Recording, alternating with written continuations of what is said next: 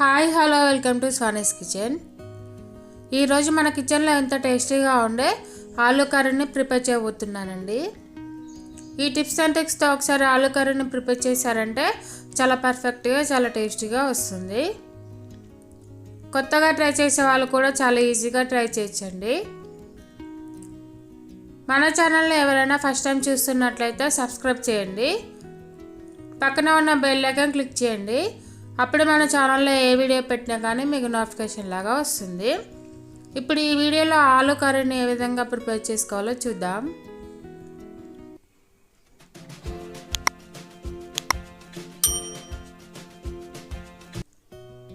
మనకి ఆలూ కర్రీ కోసం 1/2 kg ఆలు, పచ్చిమిర్చి, ఆనియన్స్, స్ప్రింగ్ ఆనియన్స్ తీసుకోవాలి.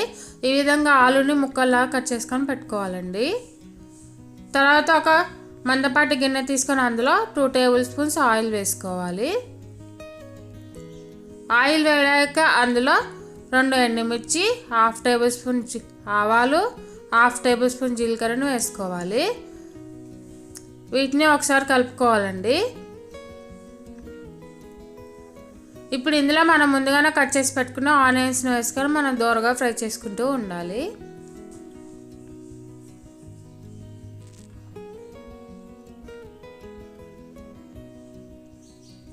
ఆనియన్స్ కొంచెం దోరగా ఫ్రై అయిన తర్వాత ఇందులో 1/2 టేబుల్ స్పూన్ పసుపుని యాడ్ చేసుకోవాలి.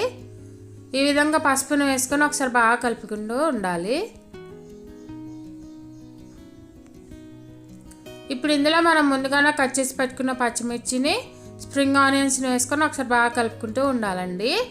ఈ విధంగా మనం స్ప్రింగ్ ఆనియన్స్ని వేసుకోవడం వల్ల మనకి కర్రీ అనేది ఇంకా టేస్ట్ అనేది చాలా బాగుంటుందండి. ఈ విధంగా బాగా కలుపుకుంటూ దోరగా ఫ్రై చేసుకుంటూ ఉండాలి. చూడండి, మనకి ఆనియన్స్ మొత్తం దోరగా ఫ్రై అయిపోయినాయి కదా. ఇప్పుడు ఇందులో మనం ముందుగానే కట్ చేసి పెట్టుకున్న ఆలు ముక్కలు ఇందులో వేసేసుకోవాలి. ఈ విధంగా ఆలుని మొత్తం వేసుకున్న తర్వాత ఒకసారి మొత్తం బాగా కలుపుకుంటూ ఉండాలండి. స్టవ్ అనేది మీడియం ఫ్లేమ్లో పెట్టుకోవాలి. చూడండి, ఇప్పుడు ఇందులో టేస్ట్కి సరిపడా సాల్ట్ అనేది యాడ్ చేసుకోవాలండి. ఈ విధంగా మనం ముందుగానే సాల్ట్ వేయడం వల్ల మనకి కర్రీ అనేది చాలా ఫాస్ట్గా ఉడుకుతుంది.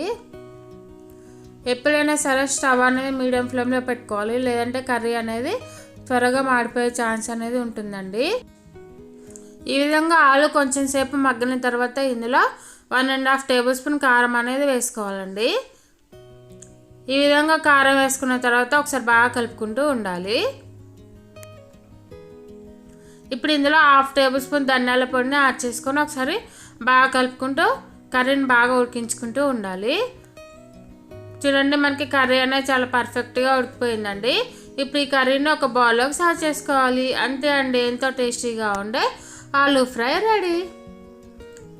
ఈ విధంగా చేసి మీ పిల్లలకి పెట్టండి, చాలా అంటే చాలా ఇష్టంగా తింటారు. ఈ వీడియో మీకు నచ్చినట్లయితే లైక్ చేయండి, షేర్ చేయండి, కామెంట్ చేయండి, సబ్స్క్రైబ్ చేయండి. పక్కన ఉన్న బెల్ ఐకాన్ క్లిక్ చేయండి. అప్పుడు మన ఛానల్లో ఏ వీడియో పెట్టినా కానీ మీకు నోటిఫికేషన్ లాగా వస్తుంది. మీలో ఎంతమందికి ఆలూ కర్రీ అంటే ఇష్టమో నా కామెంట్ సెక్షన్లో కామెంట్ చేయడం అస్సలు మర్చిపోవద్దండి. చూడండి, ఇలా వేడి వేడి అన్నంలో ఆలూ ఫ్రైని వేసుకొని తింటుంటే చాలా అంటే చాలా కమ్మగా ఉంటుందండి.